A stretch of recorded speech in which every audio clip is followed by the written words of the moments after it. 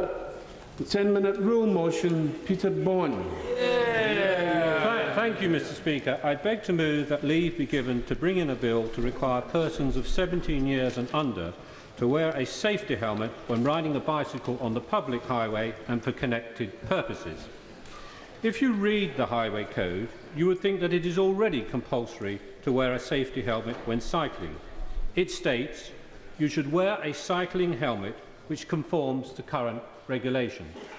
Yet that is not the law. It is, however, mandatory for children to wear safety helmets when playing cricket or riding a horse. Why not then when riding a bike, where the dangers are far greater? My proposed bill receives support from all sides of the House, and I would like to thank the fellow sponsors of my bill. When the bill was originally drafted, I had proposed that the upper age limit to make it mandatory to wear a cycle helmet was 17 years. However, having listened to representations from the Bicycle Helmet Initiative Trust, the Cyclist Touring Club and other interested groups, I propose an amendment in committee to reduce the maximum age when a child has to wear a cycle helmet to 14. The issue was first brought to my attention as part of my Listening to Wellingborough and Rushden campaign.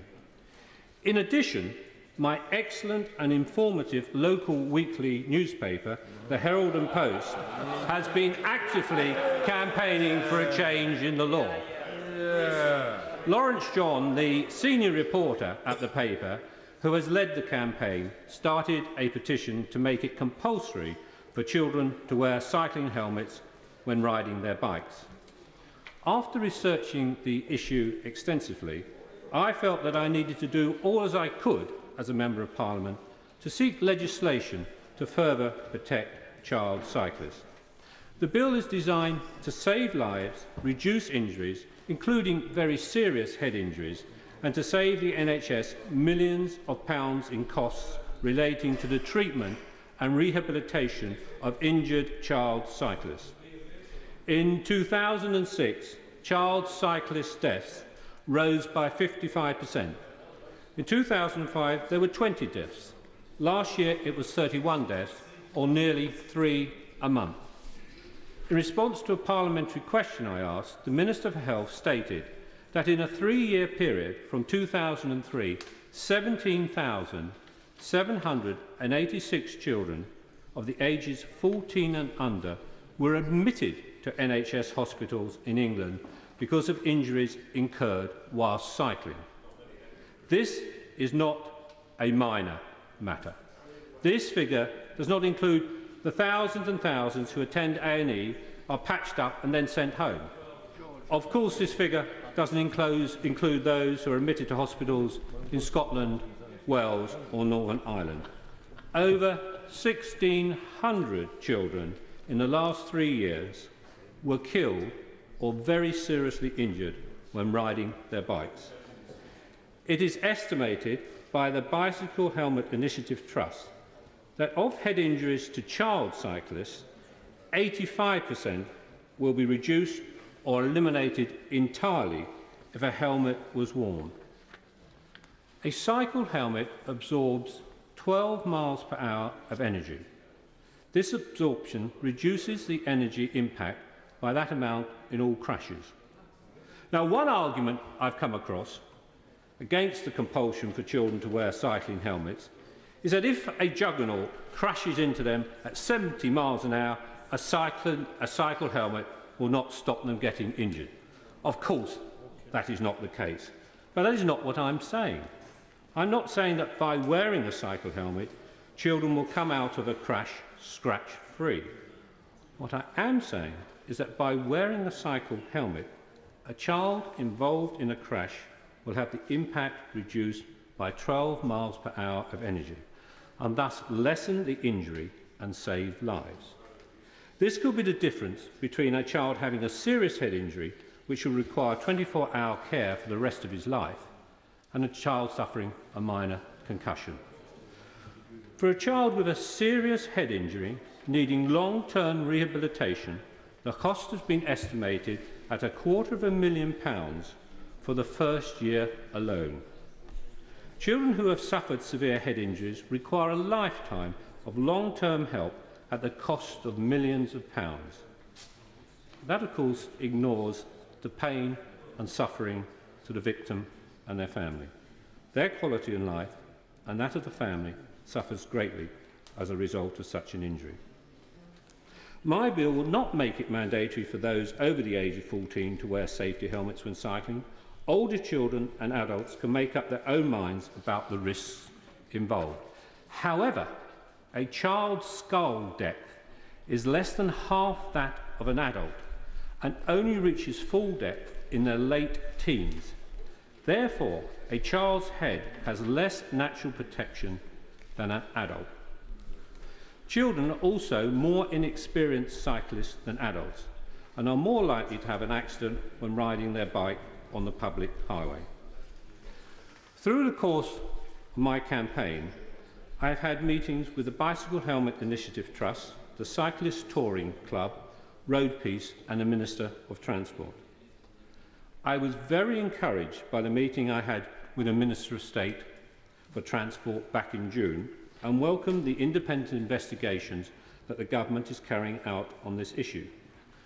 However, I am concerned about the timescale of this investigation, which could take up to 2 years. I believe that we need legislation now to help prevent serious injury and death occurring to children when riding their bikes. In November last year, I presented the petition which was organised by the Herald and Post to Parliament. I'd like to praise the Herald and Post for all the work it has done to raise awareness in this field. Now, I have been presented with some arguments against my bill, and I'd like to take this opportunity to explain the reasons why I think these arguments are not enough to stop the legislation going through. One argument against the bill, and it's made with great force, is that it is more legislation to turn our country into a nanny state. Well, as a right-wing son of Thatcher and a member of Cornerstone, I am not known for supporting an enlargement of the nanny state in any way, shape or form. But this measure is not intended to dictate to adults on how they should live their lives. It is designed for children who at the ages of 14 and under are not able to make the decision for themselves. When they reach 15, they have the choice of whether to wear a cycling helmet or not. Right. I would like to reiterate that I have no intention of bringing this bill in for adults or those over the age of 14. Another argument against the bill is that it will put children off cycling. I can safely say that my 6-year-old son, Thomas, has no problems with riding a cycle helmet when riding his bike, and what a good job he's doing at riding it. And I don't see why it would persuade other children to give up cycling or not to take it up in the first place. Many countries across the globe have brought in legislation to make it compulsory for children to wear cycle helmets.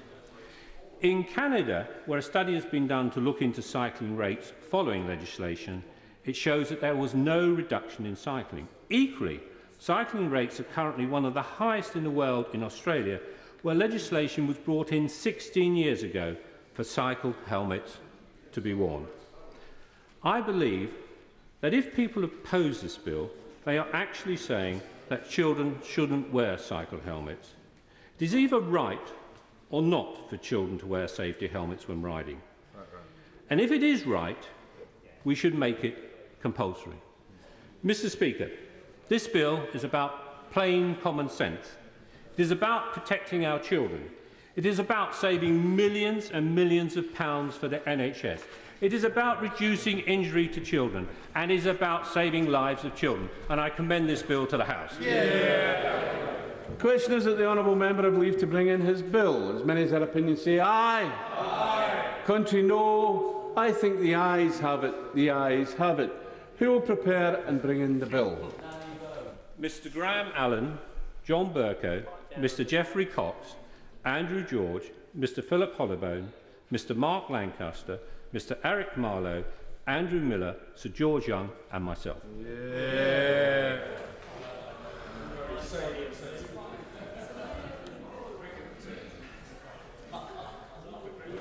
Peter Bowen.